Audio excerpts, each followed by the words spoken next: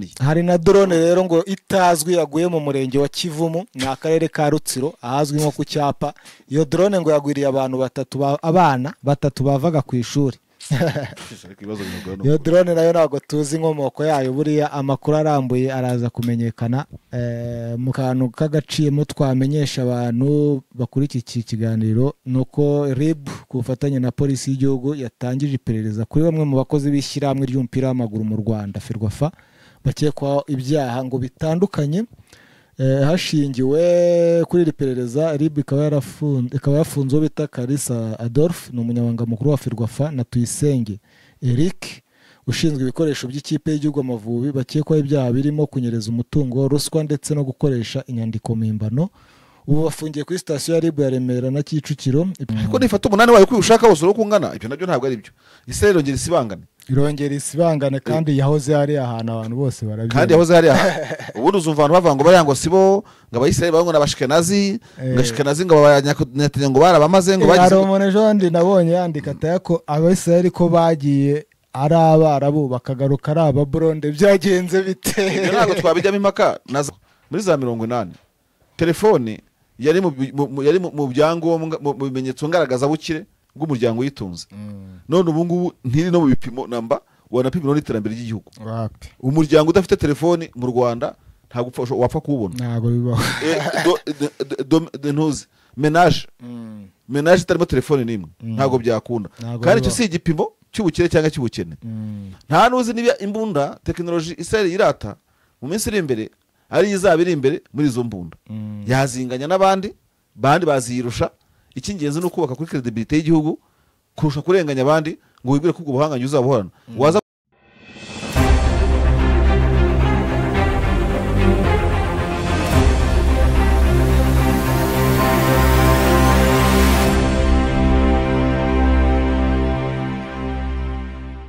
Yes, ibe byiza abakunzi ba David Marshall TV, twongere tubifurize kugira ibe byiza. Tubaha n'ikaze mu kiganiro evening show aho tugiye kugaruka ku makuru arimo aravugwa hirya no hino.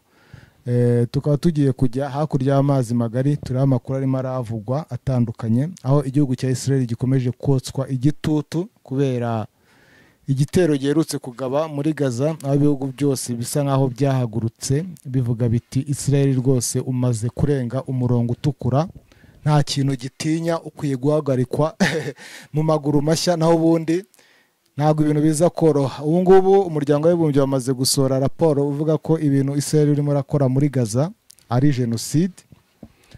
Wetse ko ziriya raporo z'umuryango w'abibumbye nazo akenshi usanga zitavugwaho rumwe. Turi burebe icyo bashingiraho bita ko biriya bintu bibera muri Gaza ari genocide. Turareba umuryango umwe bw'Uburayi nawo ukomeje kotsa igitutu Israel. Araho mu kanya nabonaga bavuga bati nibiba ngombwa indege ya Netanyahu tuzayihatira kugwa mu Burayi igihe cyose azaba arimo aragerageza kujya i New York aciye mu kirere cyacu, kubera ko uyu nguyu arashinjwa ibyaha by'intambara. Ngira ngo urabizi ko Netanyahu yamaze no gushyirwaho impapuro zo kumuta muri yombi, ariko habuze igihugu na kimwe gitinyuka kumufata. Marsha, reka ngo ikaze muri kino kiganiro ugende usesengurira abakunzi ba David Marshall TV. Tuze kureba koko nimba ibintu Burayi bavuga bushobora kubikora, kuko nabonye na Netanyahu arimo arishongora rwose ati ibyo mukora byose ntago mushobora gutera ubwoba Israel. Haraho nabonye avuga ati mu kiganiro yararimo ari kubaza ati ufite telefone, abaza umuntu ati rero buri muntu wese ufite telefone ajye menya ko arimo akantu k'agapisi ka Israel. Ati iby'ibiryo, ati muzi ibiryo murya, sinzi yavuze amatomati n'ibiki, ati za tomati muzi ko zakorewe inaha. Tavuga none ibintu ntago biri buze koroha. Turi buze rero kugenda tureba aho ibino bintu biri bugane ndetse n'iherezo ryabyo. Trump we nabonye avuga ati rwose muhumure ntago Netanyahu azongera gutera Qatar. Atega buriya nuko mutanabizi buriya ni n'inshuti nziza. Nibyo turi burebe muri seri, turebe muri Ukraine byifashe bite. Uyu munsi Trump yavuze ati rwose Zelensky agomba bizaba ngombwa ko agire amasezerano akora, ngo we have to make a deal. Sinzi ibyo arimo aramusaba gukora. Trump nabonye aherutse no gusaba ibihugu bigize NATO ati nimba mushaka ko mfatira Uburusiya ibihano bikakaye ati mubanze mureke kugura kiriya gitoro cyabo ati kuko mwaba murimo muranshuka murambwira ngo ufatire igihugu ibihano ati twebwe twamaze guhagarika izo diri zo kugura lisansi yabo ariko mwebwe noneho muracyayigura ati ubwo muzemera kuyihara kugira ngo tugire indi ntambwe dutera dufata ibihano bikarishye ku Burusiya. Reka rero nguhe ikaze muri kumwe nanjye Denis Nsengiyumva ndetse na David Marshall. Suhuza abantu badukurikiye. Ndabasuhuje abari hose nawe ndagusuhuje Denis. Twajya mu kiganiro nta kibazo aho bari hose rero bakore subscribe naho ku nkuru ho commentaire ni bisanzwe like ni bisanzwe ntacyo tubaveba nubwo bwose uwagira icyo yongeraho ko wajyaga byibagirwa ubona nta cyamubuza kumwankarajinga. Ya hanyuma rero David umuryango w'abibumbye ngo ni iperereza rya UN ngo riravuga ko intambara yo muri Gaza ya Israel ari genocide ndetse ivuga ko guverinoma ya Israel ariyo igomba kubibazwa. Ni itangazo biravuga ngo using statements of Israel ni inkuru y'ikinyamakuru bita Al Jazeera and ngo using statements of Israel officials and evidence on the ground a UN report finds Israel is committing genocide.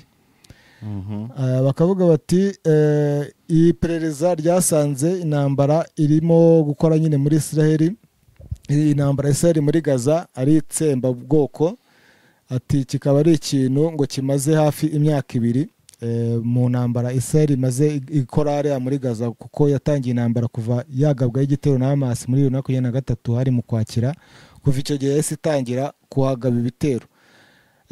Uwo bita Nevi Pillay, chairman of the UN Independent International Commission of Inquiry of the occupied Palestinian territory, told Al Jazeera on Tuesday about its findings, which hold Israel leaders including Prime Minister Benjamin Netanyahu, former Defense Minister Yoav Gallant and President Isaac Herzog responsible. Kavuga ko uno mudamu uyukuriye kano gakomisiyo gashinzwe iperereza nyine ku muryango w'abibumbye kuri Palestine ku butaka bwa Palestine bwigaruriwe yabwiye Al Jazeera uyu munsi kwa kabiri ko ibyo bagezeho bigaragaza ko abayobozi ba Israel uhereye kuri Minisitiri w'Intebe Benjamin Netanyahu wahoze ari Minisitiri w'Ingabo Yoav Gallant ndetse na Perezida w'iki gihugu Isaac Herzog aribo bari inyuma cyangwa se aribo bari inyuma iyi genocide. Marisha nawe iyo ukurikiza inkuru ugenda usoma hirya no hino uretse ko nyine amakuru yose dusoma ntabwo ariko aba ari ukuri abarimo abari buri giteka bari uruhanda kururashyira nawe usanga ibintu Israel iri gukora muri Gaza ari genocide.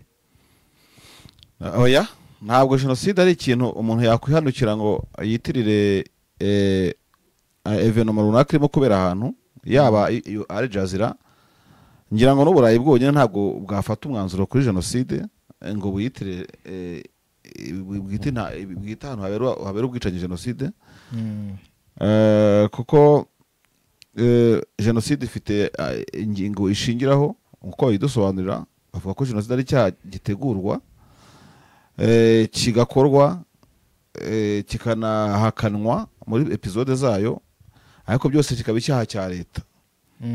Rero niba abantu babona ko Palestina mu by'ukuri uretse kurwana na Israel itarwana na Israel ku ntambara yeruye ngo tuvuge ko Israel iri ku ruhande rumwe, oya ngo tuvuge yuko Israel yafashe mu buryo bumwe Israel ifite ukuntu igenzura Palestina kuko nk'inzira z'imipaka amazi n'ikirere bigenzurwa n'inzego z'umutekano za Israel no gusoresha ibiva hanze n'ibijya hanze noneho Israel ikafata amafaranga ikahereza Palestina haba muri Gaza haba no muri West Bank cyangwa se Cisjordania niko bivugwa.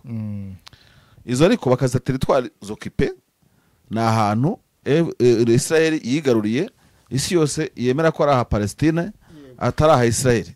Hendaga kuba icyaha cya genocide iyo Israel iza kuba yarashyizeho umukoro ikavuga ko ari mu gihugu cyayo kikaba icyaha cya leta ya Israel. none aho hantu hamwe haracyabazwa Palestine nka autorité izwi igenda ku isi igira gute, ahandi hakabarwa nk'ahantu hakolonijwe na Israel. ubwo hari umuntu ugiye kumbaza ati se nta gihugu cyakora Israel hanze imipaka bambe genocide hanze imipaka yacyo ngo yitwe genocide? Ibyo twabireba nabyo, ariko nanone ntabwo tubona twebwe umuntu ufite dokima isobanura ukuntu Israel yagambiriye gukora iryo tsemba banye Palestine. Nta dokima tuzi bikora. Tuzi ko ku itariki 7 z'ukwezi kwa 10 ngira ngo 2022 niba atari na gatatu festival ya Nova yari hafi n'urubibe rwa Palestine yo muri Israel yatewe n'abahamasi, bica abantu mu bushobozi bwabo, bica abo bashoboye. Ntago ari uko abantu bo muri Israel barokotse kubera ubushake bwa Hamas, nuko Israel yatabaye ikirwanaho igashobora kubahagarika kubakoma mu nkokora. Iyo bafata festival ya Nova bakongera ibidugudu, bakongera buri kimwe cyose, baba barishe Israel yose bakayimara. Mu yandi magambo, uretse icyo twakwita asymmetrie de force, kuba Israel irusha imbaraga ku rwego rwo hejuru ya gisirikare Hamas, ubundi bose batekereza kimwe. Bamwe mu barabu baheza nguni bahezibora Hamas n'abandi bose babonye uburyo. Ni ukuvuga ngo Hamas yabonye uburyo nta muyahudi warara ku isi. Mu gihe ahantu hagiye habera genocide, uretse kuba twabona imigambi ya genocide yitegura, nta gipimo na kimwe kitwereka yuko habaga ari menace y'abakoze genocide. Bagomba gukorerwa genocide haramutse habonetse iki? Haramutse habonetse uburyo nabo ngo bica urundi ruhande. Gihe cyo nanjye na addition nanjye nakongeraho. Yes, ano ndabona basobanura ngo how genocide is defined. Bakavuga ngo according to article 2 of the Genocide Convention, genocide occurs when any of the following acts are committed with the intent to destroy in whole or in part a national, ethnic, racial or religious group.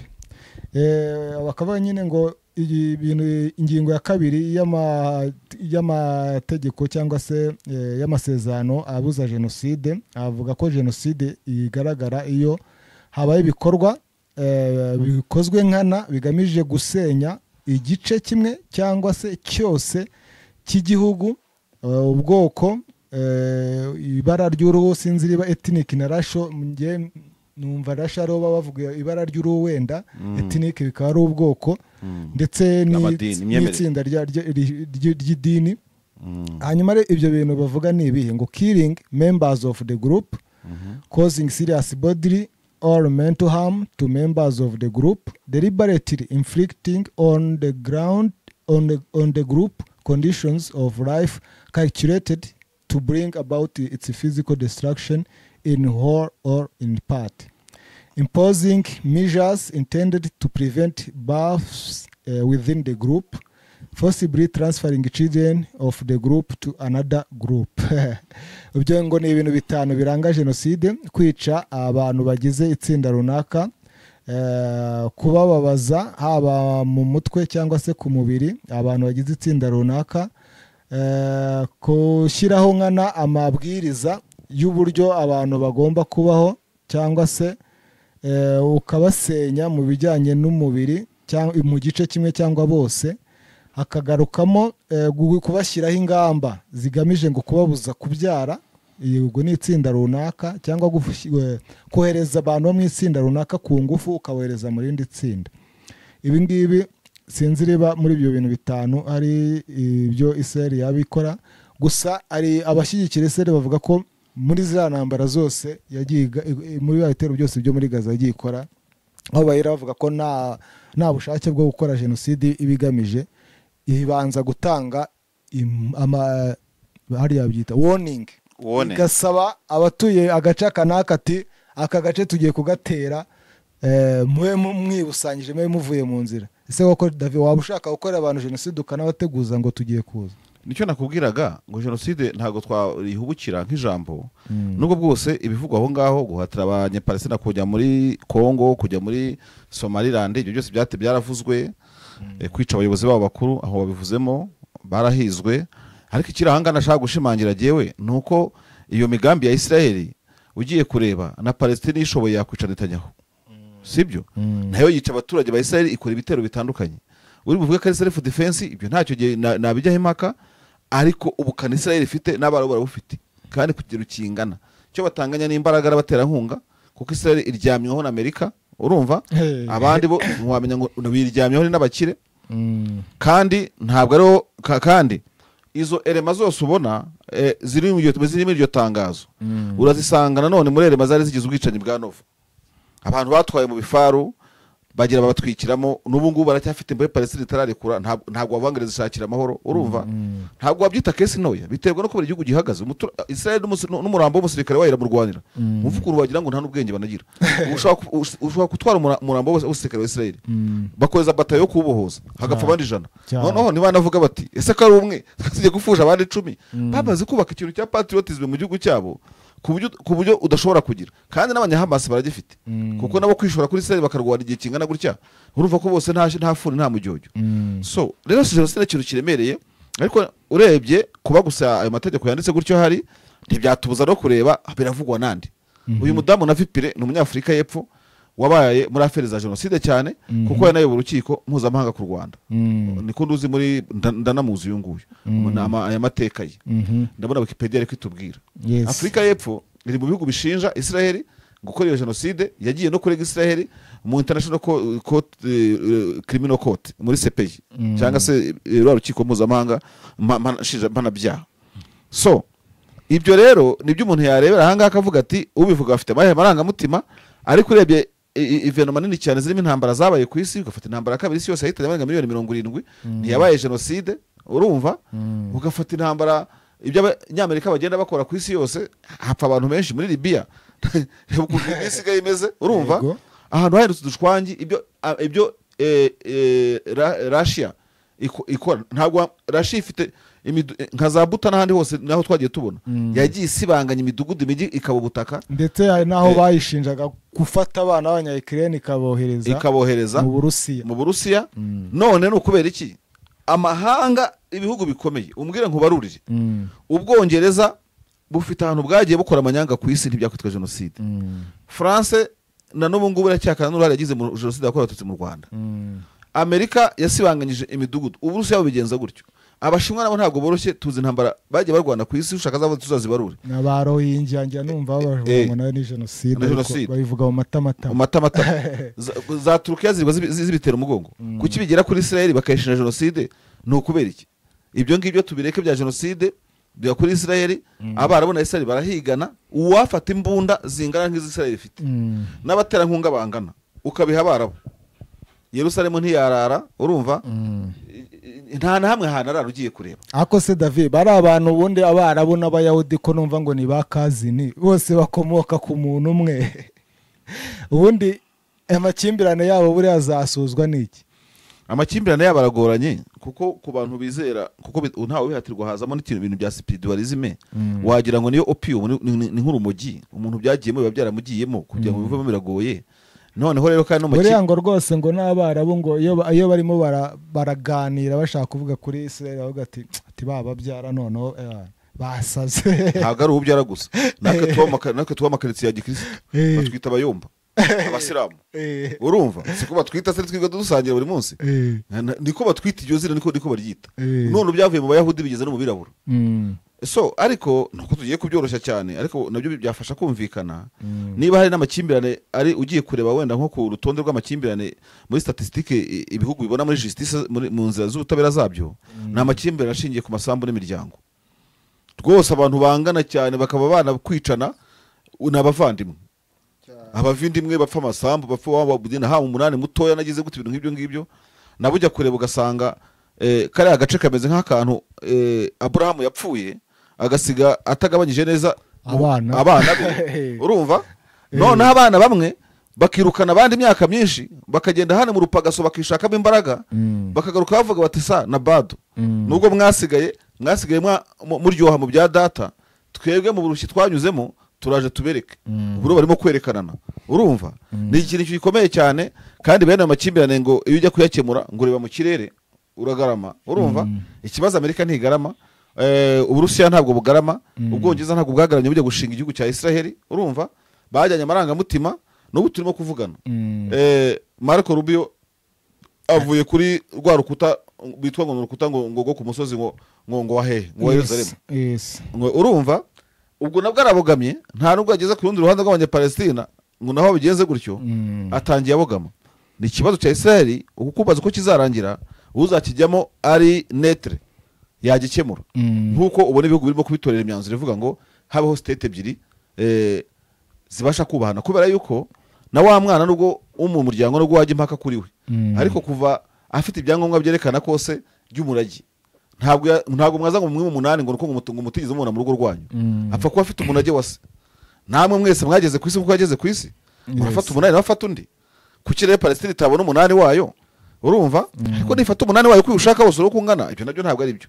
Israel irongera isibangane kandi yahoze hari ahantu abantu bose barabizi kandi yahoze hari ubundi uzumva abantu bavuga ngo bari ngo sibo ngo abayisraeli bavuga ngo n'abashikenazi ngashikenazi ngo abanyatenya ngo barabamaze ngo bagize umuntu jondi nabonye yandika atako abayisraeli ko bagiye ari abarabu bakagaruka ari ababuronde byagenze bite ntabwo twabijyamo impaka na za Misiri ntawe wakana ko ziriho kandi bavuga ko zigeze kuba birabura. Igihugu gifite ukuri gishobora guhinduka na Amerika itariho muri iyo gihe ngo tuvuge wenda ngo yari ituye nkuko ibeze uyu munsi ntibibuza kuba igihangange ku isi n'amategeko yose abantu bagenderaho na Amerika yatora. Hari ibihugu bitari bifite potentialite bifite uyu munsi kera kandi ubikomeye uyu munsi utajya mu mpaka nk'izo ngizo ngo uzivemo. Ibyo ni ubuheza nguni nge ntabwo nabujyamo ariko icyiza nicyo ngicyo ni Israel kwicara ikemera guturana na Palestina urumva amahoro Palestina yigenga nkuko ituranye n'ibindi bihugu byigenga ariko nikomeza kujya mu mushinga ngo wagareta Israel ngirashaka kwigarurira abarabo bose abayisraeli bazarangira bazishwa kandi bazira gushotoranya bwabo urumva ubundi iyo uvuze ngo mu ngingo zije genocide arimo kuruzana kubyara koroka kugira gute na Israel ntabwo yunguka iri mu ntambara nayo irapfusha nubwo ifite ubwirinzi bukomeye ariko kwangwa mu rwango igira mu ruhare ntabwo nabyo ari ishema kuri yuko byagenda kose kandi na nyina ndabyara umuhungu byose ibyo byavugaga technology itaraza. Ubu iki ni igihe turimo tavango urajya kugura technology ya bombe nucleaire kuri Amerika wajya kuri tutorials za YouTube bakakora bombe atomique kandi ukayikora hari n'ama mashina akora imbunda printing imbunda na Hamas uburyo yubatse buteye ubwoba buteye ubwoba gute niba Hamas hane iri muri Gaza ari Israel hayobora ikahagenzura n'ubutasi na buri kimwe cyose Hamas ikije zimuna zingana kuri igakora ibintu ingana kuriya igasanga Israel igasanga yubatse igisirikare cy'abasirikare mu 30 baba komando buryo bwose itazi shipping zose zigenzurwa na Israel imbere nabyo urumva ko abantu bazabyibazeho imbaraga Hamas yazamukanye n'ukuntu yatunguye Israel mu myaka 10-50 iri imbere shobora kuzatungurwa n'ibindi takeka rugo itazaba arahagaze mu iterambere nayo ariko nakera ubu none nawe asigaye byara umukobwa cyangwa umuhungu ntabwo waza kumukanga ntawe uziriho n'Israel icyo yita ubuhangange bwayo buzakomeza niba Hamas ihagamye Israel imyaka 2 ubu noneho genda ndakubwira ngo ntabwo Israel yagaruka imbere ya Misiri ngivuye ko izayitsinda mu minsi 7 ntabwo yagaruka imbere ya Turukiya ngivuye ko izayitsinda mu minsi 7 Iran byaraneshanyije ntabwo Israel yanesheje Iran muri ino ntambara ntabwo Iran yanesheje Iran nta uzi nubwo bwose kwishyiramo ngo arwanya igihugu bigoye ko na Arabia Saudite bishyize hamwe ntabwo uzi ko Israel yabanesha niba abahuti bayigondera bakayizunguza kuri uriya rwego so Israel kwiye gukora imibare ikavuga iti niba twarateye imbere mu ikoranabuhanga n'izo nyanya natajya acyurira abantu n'abandi nabikoranabuhanga babikora urumva isi zageza hinduke iyi social media y'ikingiragano cya kane yaje abantu bayitinya cya gatanu kizakurikiraho babigendere gahoro icyo wigiraga n'undi wese yakigira uyu munsi urumva yakigira reka nkubwire ni ikintu cyoroshye n'urugero nguha muri za 80 telefone yari mu byangombwa mu bimenyetso ngaragaza bukire bw'umuryango yitunze none ubu ngubu ntiri no mu bipimo namba wanapimira n'iterambere ry'igihugu umuryango udafite telefone mu Rwanda ntabwo wapfa kubona ntabwo bibaho ntuzi menage itarimo telefone n'imwe ntabwo byakunda kandi icyo si igipimo cy'ubukire cyangwa cy'ubukene nta nuzi niba imbunda technology Israel irata mu minsi iri imbere ari izaba iri imbere muri izo mbunda yazinganya n'abandi baziyirusha icy'ingenzi ni ukubaka kuri credibility y'igihugu kurusha kurenganya abandi ngo wibwire ko ubwo buhanganye uzabuhorana waza mu by'Imana bwo abahakana Imana bagenda barushaho kuba benshi ibyo yabikangishaga abantu basoma Bibiliya cyane kuko babaga barabakanze ari muri korali bakamwigisha kugeza nubwo mufata korali aho kugira ngo muyite Kimisagara mukayita Yerusalemu kuko bahungizwa bakabatera ubwoba neza ibyiza byose mukuvana iby'Abisirayeli korari Heburayo, korari iki n'iki, urumva Hebroni nako ibyo ngibyo, kandi iriya Hebroni yo ya Nyamyumba ntabwo izina Hebroni ruta Nyamyumba kuvugika neza, urumva. So ibyo rero uko abahakaji bagenda biyongera cyangwa bemera bitewe n'icyo umuntu yemera, na Israeli soft power yayo ikoresheje Bibiliya nayo izagabanuka. Nigabanuka na cyane ko nkubwiza ukuri intambara ya Palestine ya Gaza urimo kubona isi zigabanyirije abantu bumva Israeli mu buryo cyangwa ubundi nko nka 50%. Abantu baravumera kugahera Israeli uhereye ku Burayi ukajya ku bindi bihugu za Espagne ubu zatoye Palestine akari igihugu zemera, urumva. Naha mu Rwanda muri community yacu hari umuntu wajya muri kwari yakwitwa Yerusalemu akavuga ati zongera kwiririmbamo kurikije icyo abantu b'Israeli nabonye bakora kubera Gaza. So reka yo tuvuge ngo umuti wava mu kubahana kw'imiryango migari yombi ikomoka kuri Abrahamu.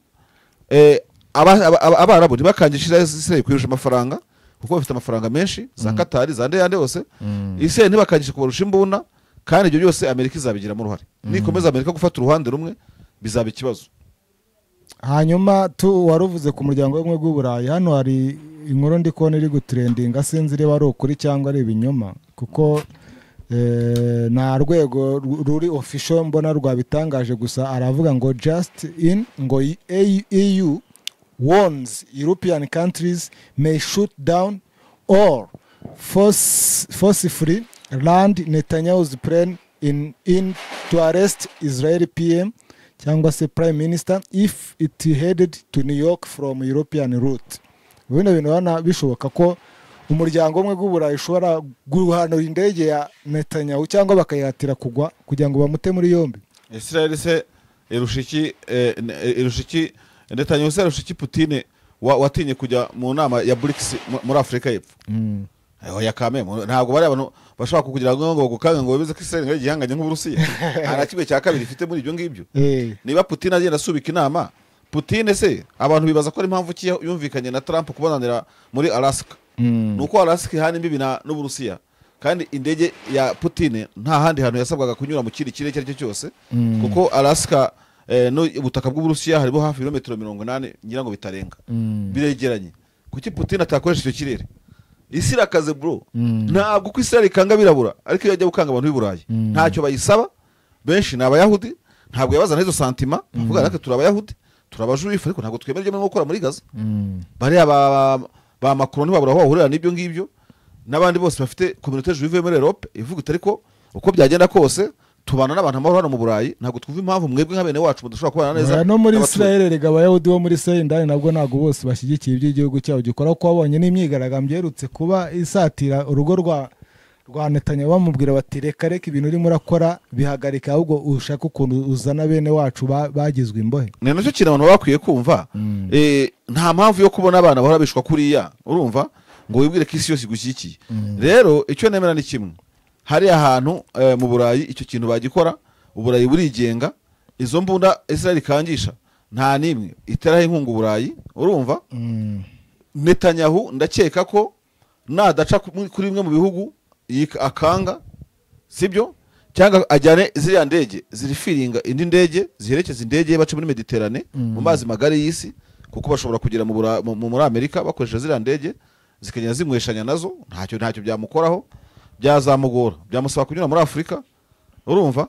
Kandi eventually ashobora kuzanyura kugira ngo agere muri Amerika, kuko Afrika nta kintu yamukoraho, akazakwepa paka nyuze kuri Atlantic akagera mu Burayi, ariko Burayi akagera muri Amerika, ariko Burayi bwamufungikire ntabwo bizamuhira. Wetse nkumvishe akantu yavuze mu kiganiro nyine yatanze ari kumwe na Rubio.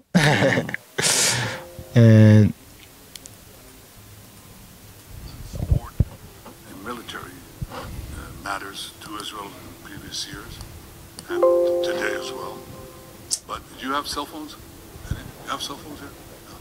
You're holding a piece of Israel. Ndumva ijwi ritumvikana ko ari umuntu avuga ati waba ndumva ijwi ritazamuka neza, ari kuvuga ati araho yabajije umuntu ati ufite cell phone cyangwa se ufite telefone, araje avuga ati you are holding a piece of Israel. Atufitemo akantu kakamanyu ka Israel.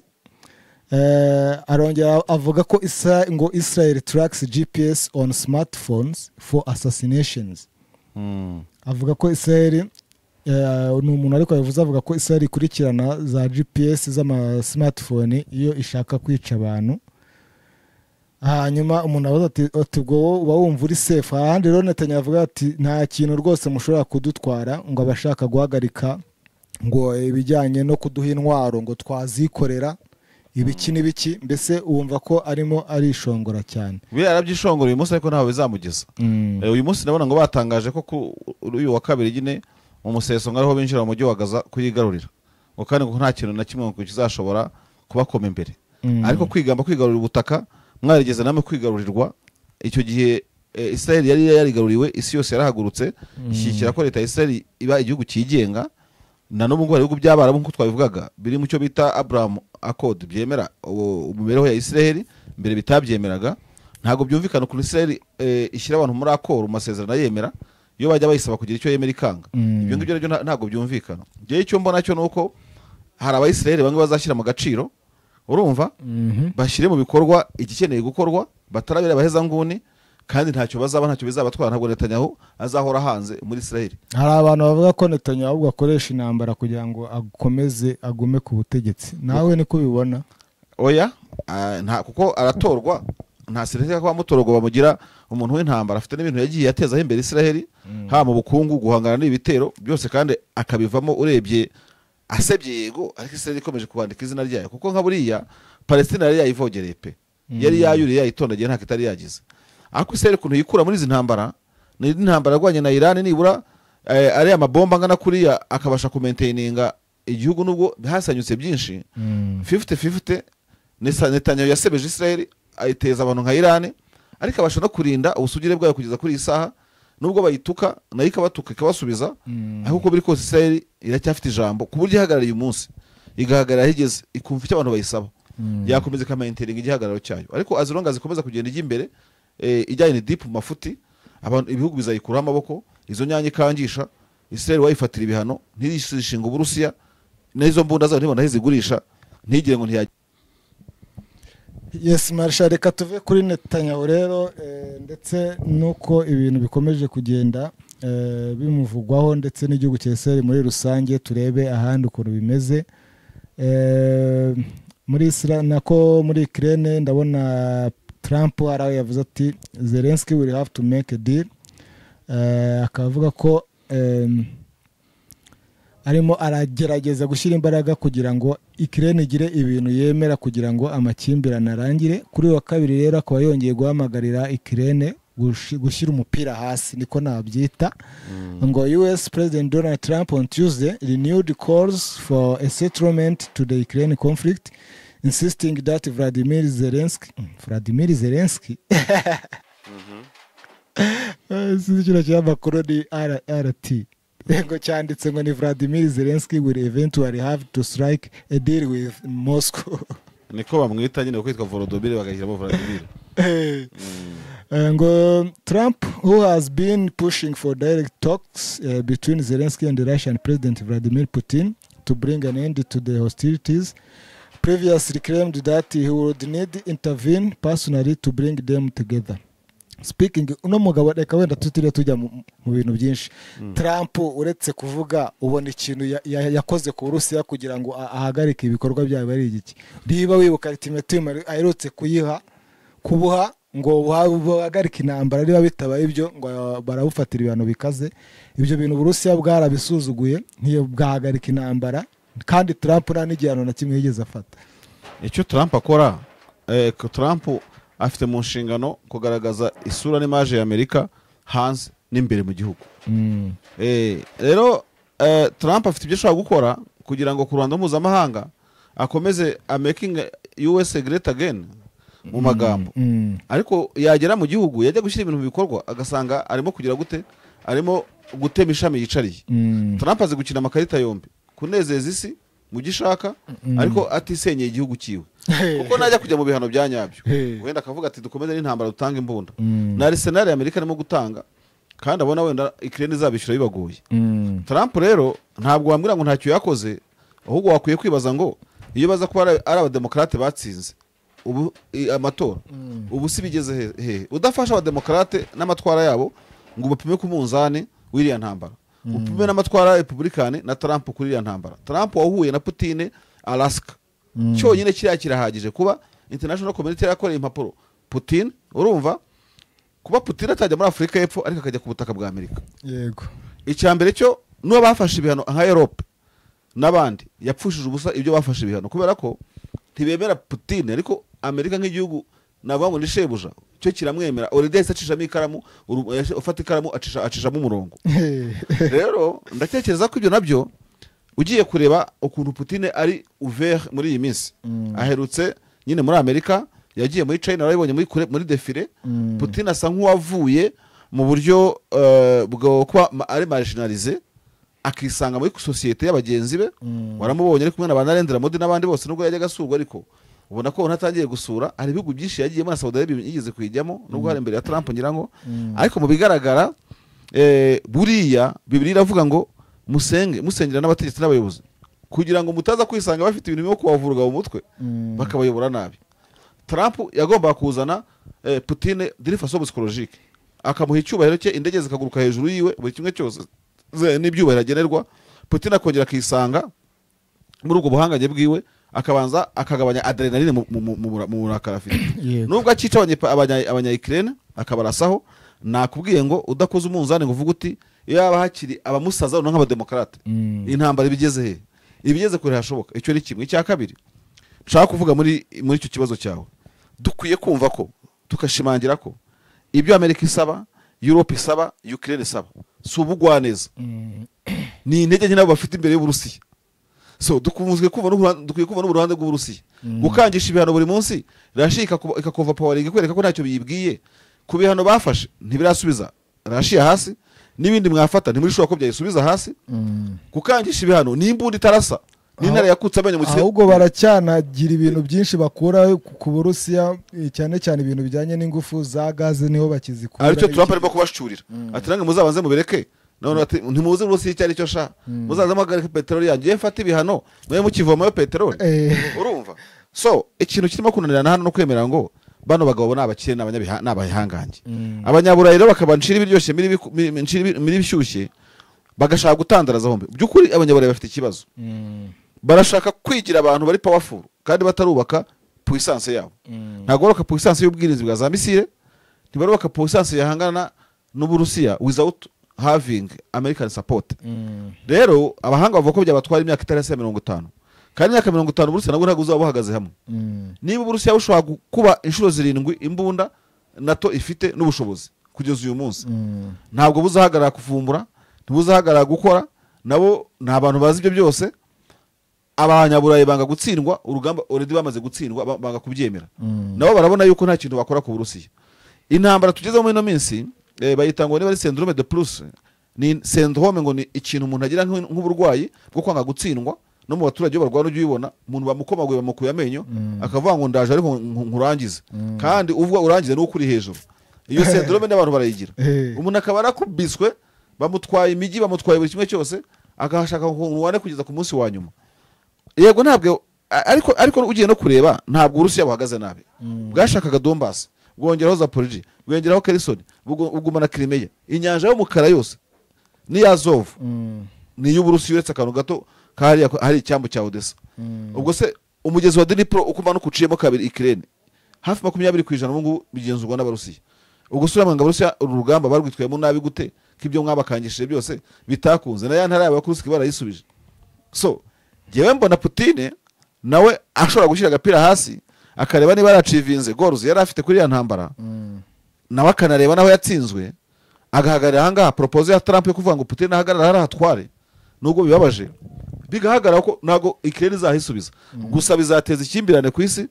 Umuntu wese ushaka kwigarura ubutaka bwahoze ari ubwe, n'ucuze imbunda akazirushuni ajye bucya mutwara ubutaka, avuga ati na Russia yatwaye ubutaka. Ese Marisha, ubona igihugu cya Polonye, ndumva mu kiganiro giheruka twarabikomuje, ubona Polonye nayo itahiwe ko mbona abanyaburayi batangiye nayo kugenda basa nk'abayisunika bashaka kuyiroha mu ntambara n'Uburusiya. Ubu ngubu Ubwongereza, Minisitiri w'Intebe Keir Starmer yamaze gutangaza ko bagiye kohereza indege zabo z'indwanyi zo bita Typhoon, ngira ngo urazizi, ngo kugenzura cyangwa gukontorora ikirere cya Polonye yabitangaje kuwa mbere bikavuga ko Polonye ubu ngubu iri gukoresha Iron Defender nibwo ni ubwirinzi bwo mu kirere ndetse n'ingabo 30,000 zirimo ingabo za NATO zirimo ingabo zo mu bihugu bya NATO ndetse igihugu cya Czech Republic cyamaze kohereza ngo za kajugujugu Espagne Ubutaliyani mbese ibihugu bigize NATO byose bigiye bifite ibikoresho birimo biragenda bisendinga hariya muri Polonye usibye izo ndege z'Ubwongereza ngo hari na za Rafale z'Abafaransa ndetse na za Eurofighters z'Abadage ndetse n'ama F-16 arimo arava muri Denmark byose bigenda biri kwerekeza hariya muri Polonye. Urabona Polonye nayo itarimo irakomanga ku miryango y'intambara n'Uburusiya, irabukomangaho nk'uko na Ukraine yabikoze. Izo ndege barimo kohereza buri generation ya buri ndege wagiye uvuga n'Uburusiya bufite indi ndege y'ubwoko bwayo biri muri the same generation. Ibyo ubundi ntabwo byabikwiye no kumekinga news. Ureza indege n'Abarusiya bafite izindi. Polonye rero nishaka kwishinga Ukraine nayo yahondagurwa nk'uko Ukraine yahondaguye kandi ntacyo bayikoraho. Gusa iri muri NATO nicyo kwitondera, ariko niba Russia itarafashe Ukraine yose kugeza uyu munsi ntawe uzi niba ari ukuyinanira cyangwa itayigambiriye. Ntabwo twahita duhitira ngo tuvuge ngo irashaka na Polonye, kereka niba wenda hari akantu k'ubutaka gatoya ka Polonye ishaka nk'ako yakwiye kuri Ukraine. Ariko niba Russia itarakonkarenze Ukraine yose igakura ingabo muri Kiev Oblast zari zegereye kapitali ikazisubiza ku rugamba ahandi ishaka, ntabwo abantu baza kutubwira ngo Russia ishaka gutwara Ukraine yose. Ishaka gutwara aho ishaka, niko irashaka ahantu h'ubwirinzi. N'ikindi kintu wavuga Polonye ijya yigaragaza nk'ishaka gusuzugura Uburusiya, kandi Uburusiya bufite ibihugu bibiri bikomeye, bafite Kaliningrad mu Burayi hagati bakagira n'Uburusiya tuzi twese ku ikarita. Rero ntabwo Russia izareka gukerera n'ubundi aho hantu h'ubwirinzi kuri ya Russia ariko muri Kaliningrad. Uyu munsi bagose Ukraine nabo nibo bashotora Russia, bafata Norvège, bafata Suède, bafata Danemark, bashyira muri NATO bitarabagamo na biriya bihugu bya Latvia na byandi yandi bintu nk'ibyo ngibyo. Rero niba baragose inzira Uburusiya bwahomekeragamo yo mu nyanja ya Baltic bwivira mu Burusiya bujya muri Kaliningrad mu gihugu cyabwo, Russia niba yishotora ikajya gushaka koridori iyihuza na Belarus wenda iciye muri Polonye, Polonye izaba bigizemo uruhare. Nagira nkubwire yuko nubwo rwose yarova ngo ndimo gufana, ntabwo hari filimbi yari yavuga ku isi ivuga ko igabana mipaka rindi ryarangiye ku isi. Imipaka n'ubundi yaragiye ihinduka ku isi, n'ubu bishobora guhinduka. Icyatumye Russia igira ubutaka mu Burayi hagati bunini cyane buruta ibihugu bimwe byo muri Afurika. Buriya butaka ndebera ubuso bwabwo ntabwo ndibuka ko Uganda itaburuta cyane, butaruta Uganda cyane. Urumva Kaliningrad urebe square meters ifite, kilometers ifite. Ndakubwira yuko uko byagenda kose Russia izishakamo umuti, kandi kereka niba bariteze umutego w'intambara bakagenda bayigota bagira gute ibintu nk'ibyo ngibyo. Jembo ni cyari kuba cyiza, ariko ibihugu bya Norvège biba byo kuri Scandinavia byari kureka kujya mu NATO bikaguma uko biri. Urumva Russia igakomeza gutuza iriya muri Kaliningrad, igatuza ku nyanja ya Baltic kuzamuka kugera St Petersburg mu mujyi wayo mu mazi magari. Ariko iburyo hari Scandinavian countries, ibumoso hari bya Latvia na byandi n'ibintu nk'ibyo ngibyo. Russia irisanga niba no kugira ngo igere muri Kaliningrad ica mu mazi magari agize akarondorondo, iburyo ni umunsi habona umwanzi. Ese kuki isi yose yakomeza kwisuganya ngirikanga Uburusiya? Ubwo Uburusiya buzabereka yuko nabo bashobora gukora imbaraga no bagakora izindi, niba ngombwa bazanarwana. Intambara yahereye mu ijuru kwa Rusoferi na Mikhail kugeza n'ubu ngubu mu isi iracyarimo. Intambara izaba icyo abantu batinya ni ya nucleaire, ariko bose barayitinya n'abarwanisha nucleaire. Ariko Polonye nizamura umutwe, buriya hari intambwe ya nyuma Putin atarakora, gukora Belarus bikaba igihugu kimwe, none hakajya yagitinga nk'igihugu kifatikanyije n'Uburusiya 100%. Kaliningrad ndabona ifite kilometero kare 15,125. Uko biri kose ntago ari ntoya, ntago ari ubutaka butoya, kandi hafite intwaro zikomeye cyane Uburusiya. So ndumva rero Polonye yishinze nubwo iri muri NATO yo yishinze ibyo bihugu bikayishuka yagira ikibazo. Ariko icyo nasozerezaho kuri ino ngingo nuko tukwiye kumenya yuko na Ukraine tuvuga ni umwanzi wa Polonye mu buryo bw'amayeri.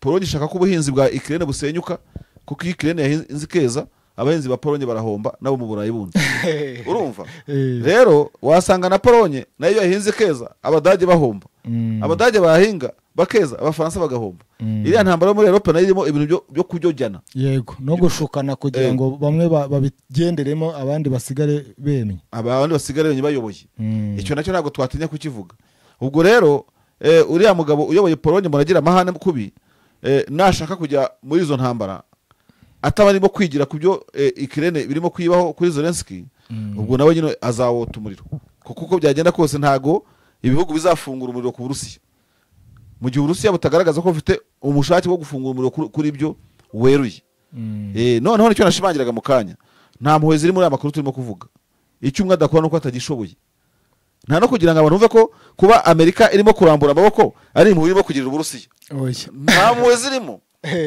n'Uburusiya ibyo mukora si mufitiye intuzi Amerika ishaka no kubishaka ko Uburusiya buguma muri izo ntambara kugira ngo bukomeze budepanse nyine Amerika ikomeze yikirire yonyine byose birashoboka gusa ebana Kaliningrad iri ahantu yegereye iyo Polonye uri kuvuga n'Ubudage na Belarus na Lithuania na Latvia iri kure gatoya bari ku nyanja ya Baltic iyo ngiye igenda ikazamuka cyane ndabona Rafale z'Uburusiya zambe z'Ubufaransa zirimo ziyerekana mu kirere cya Polonye buriya Polonye irishimye ko ngo yazanywe ngo indege za Rafale zagiyeyo uretse Uburusiya buraje burutse izindi mu kanya muramureba hari izibeshya ahubwo ise nk'ivogera ikirere cy'Uburusiya cyangwa cya Belarus ubundi Polonye bigenderemo umenye yuko Uburusiya bwamaze kudeployinga intwaro za kirimbuzi muri Belarus bita tactique zarabatije ibaze basigaye batizanya Ukraine nk'abahana inka si rwose ahantu irimo iragana hateye impungenge soza tuve kuri iyi ngingo ahubwo se hari iyindi turi burebe reka dusoreze ahangaha ndumva ayo makuru arimo aragaragara ajyanye n'amakonfuri hagati y'ibihugu ndetse n'intambara zitandukanye reka dukomeze dushakisha andi makuru wenda tuzabagezaho mu kiganiro gitaha ibyo mu burasirazuba bwo hagati twabinyuzemo Israel irashinjwa ko ibyo irimo irakora muri Gaza ari jenoside ndetse uyu munsi baravuga ko abantu 78 baba biciwe mu gitero cyo ku mujyi wa Gaza ndumva bari babikomeje ko uyu munsi bari batangaje cyangwa ku wa kabiri bari batangaje ko bagomba gutangira kuhatera muri Qatar naho ibihugu birimo bikomeje kwifatanya na Qatar ndetse byamagana Israel ariko nabonye na RFI nako France 24 rivuga ko bino bihugu byo by'Abarabu byanaboneyeho n'umwanya wo kwamagana Hamas rega buriya niyo irimo iragenda iteza ibibazo byose hariya nka za Misiri ntago ari inshuti na Hamas irimo irakururira ibibazo ibihugu byagiye bishyigikira cyane rwose reka dusoreze ahangaha dushimira abari bakurikiye ino evening show ikindi kiganiro nawe utaha hanyuma wenda akantu k'agaciyemo twamenyesha abantu bakurikiye iki kiganiro nuko RIB ku bufatanye na polisi y'igihugu yatangije iperereza kuri bamwe mu bakozi b'ishyirahamwe ry'umupira w'amaguru mu Rwanda Ferwafa bakekwaho ibyaha ngo bitandukanye hashingiwe kuri iri perereza RIB ikaba yafunze uwo bita Kalisa Adolphe ni umunyamabanga mukuru wa Ferwafa na Tuyisenge Eric ushinzwe ibikoresho by'ikipe y'igihugu Amavubi bakekwaho ibyaha birimo kunyereza umutungo ruswa ndetse no gukoresha inyandiko mpimbano ubu bafungiye kuri sitasiyo ya RIB ya Remera na Kicukiro iperereza rirakomeje mu gihe dosiye ya Kalisa Adolphe yamaze koherezwa mu bushinjacyaha abo ngabo bahora muri ayo ngayo bya ni ibigo bikize wagira ngo ni cyabindi kindi bite wasa hari aho ramendura ubura ngo bakarisa ngo bandi ibintu nk'ibyo ngibyo iyo ntambwe nta wabura kwishimira inzego z'ubugenzacyaha ariko rwose bazareba ukuntu bava kuri gitera bajye kukiyimutera nubwo management ya Ferwafa ifite ubwigenge na liberté yo ikoresha ariko ikorera abanyarwanda iyo rwaye irimo vuga u Rwanda cyane ibi bigo byo mu Rwanda usanga bimwe na bimwe ushobora gusangamo ari ibigo by'abakire bijyamo abakire barya nk'abakire ugashaka umusaruro wa Ferwafa ukawubura stade z'Ibutare barenda kuzisubiramo zitashywe ejo bundi Pele stade yemerera gukurwaho ngo nayo ngo irashaje ibi ibintu bimaze biri too much urumva u Rwanda ni igihugu kigendera ku mategeko sibyo cyubashywe muri management ariko hari kugira ngo byarakinaniye hari na drone rero ngo itazwi yaguye mu murenge wa Kivumu ni akarere ka Rutsiro ahazwi nko ku cyapa iyo drone ngo yagwiriye abantu abana batatu bavaga ku ishuri iyo drone nayo ntabwo tuzi inkomoko yayo buriya amakuru arambuye araza kumenyekana mu kanya kari imbere nta kabuza turaza kubireba reka tubashimire rero mwese abakurikiye kino kiganiro abatarakora subscribe kandi twongere tubashishikarize gukanda hahandi habugenewe kugira ngo ibiganiro tubagezeho bijye bibageraho byihuse n'ahandi biranyura cyangwa se n'ahandi muciye mwakoze cyane muri kumwe na Denis Nsengiyumva ndetse na David Eugene Nsengiyumva yes naho ubutaha ciao